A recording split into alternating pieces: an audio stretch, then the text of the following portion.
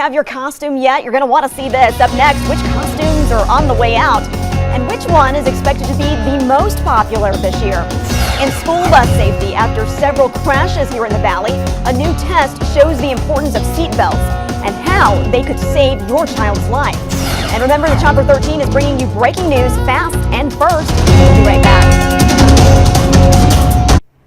Our new soccer team, the Las Vegas Lights Football Club, unveiled its new logo this morning. Officials with the Las Vegas Lights Football Club says it was inspired by fan submissions. Lights Football Club will start the preseason at Cashman Field in February of next year. As we all know, Halloween is tomorrow, and experts say costumes this year will be very different from last year's themes.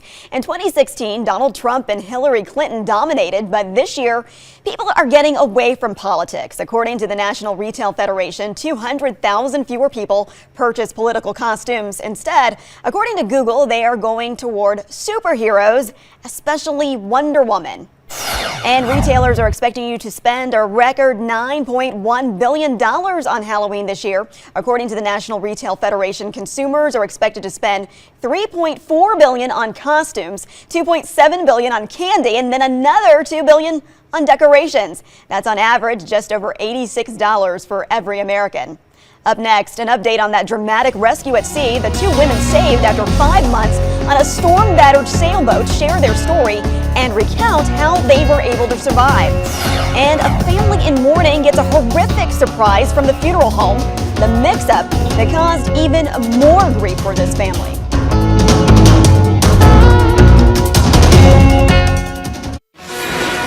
Two women and their dogs who were lost at sea for months before being saved by the U.S. Navy are now opening up about that ordeal. ABC's Danya Backus has the latest. Just when they thought they were out of luck. When we saw the Navy, we were like, yes!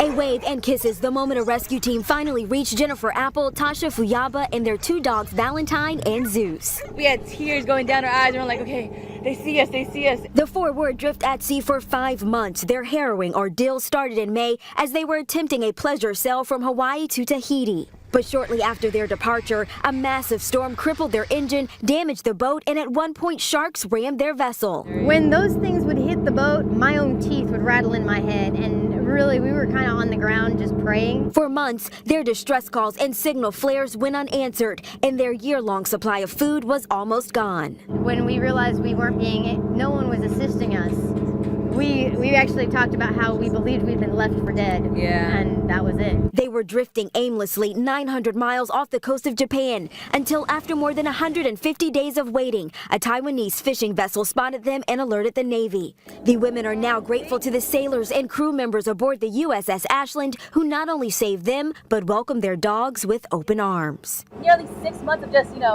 both of us loving them. That's been like over 300 people just petting them, loving them. The two are hoping their boat, which was left adrift, will be rescued and they will once again be able to sail on the vessel that kept them safe for months. Danya Backus, ABC News, Los Angeles. A 12-year-old boy has been critically injured and a young woman is dead after a tragic attempted suicide. Police say that the boy tried to kill himself by jumping off of an overpass. Instead, he struck a car driving below, killing the driver, 22-year-old Marissa Harris. That boy was taken to the hospital with life-threatening injuries. The victim's family says the irony in this tragedy is that Harris wanted to help children just like that boy.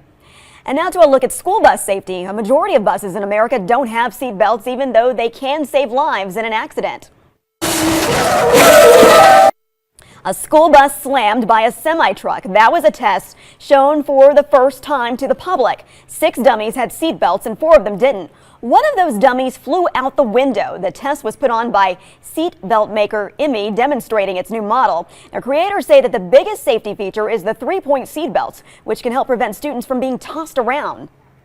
So high injury, fatality type situation when you get a body slammed against a hard surface like that. And there is no federal requirement to have seat belts in school buses, but 6 states have mandated and many others are considering other types of regulations. And a Utah family is mourning the loss of a loved one and dealing with some additional trauma after the funeral home gave them the wrong remains. Kim Goodsell's brother passed away in California, and she made arrangements to have his cremated remains sent to her in Utah. But when the remains arrived, they were not her brother. She says they were labeled with someone else's name. The crematory has apologized and says that this has never happened before.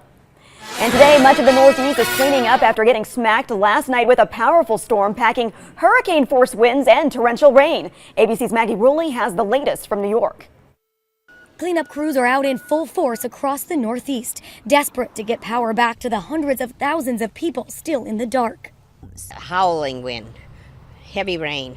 The next thing, snap and crack.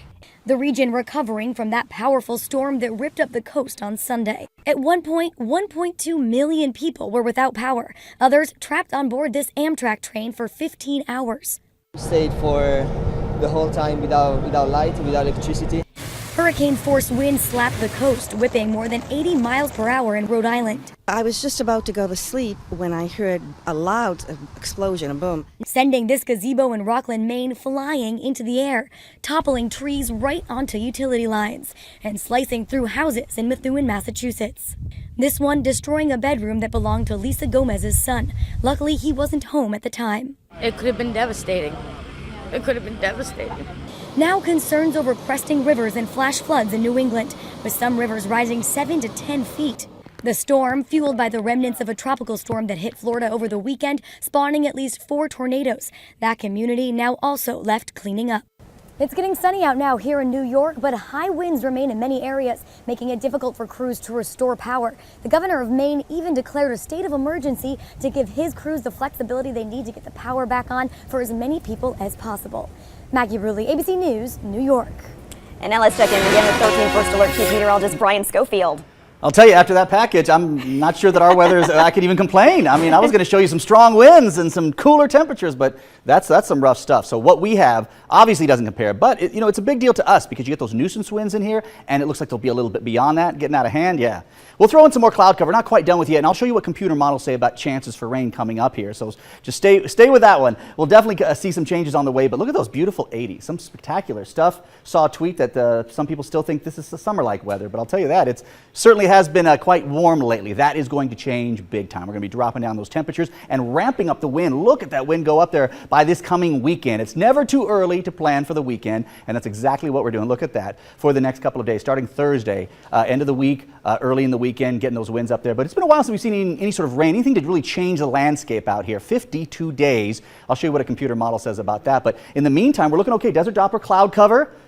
Quite a bit of it. Pull out a little bit more and you're seeing what looks like could be on approach, maybe a shower or two there. But here's what Futurecast is showing. Late tonight, maybe early tomorrow, I mean, we'll just be hard-pressed to even pull out a little sprinkle out of the works into tomorrow, and then it's gone. So a little bit of that, a little bit of this here and there, some thicker cloud cover. Let's make things, I think, kind of set the stage for tomorrow night's event, getting out and about. But I don't see any major rain event, that's for sure. I do see wind coming in, not as much tomorrow as really the end of the week. But those temperatures drop a little bit more for tomorrow. Cloud cover enhanced some of that too.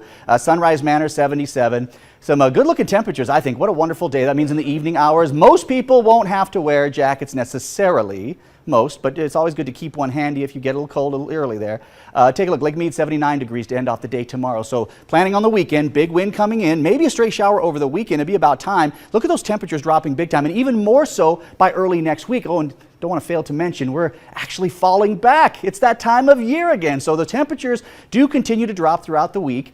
Still a decent number for tomorrow, getting out and about, and then they drop dramatically by early next week. And don't forget, you don't want to be late or too early. I can't remember how that works. So you got to set the clocks back. Okay, back to you, Carl.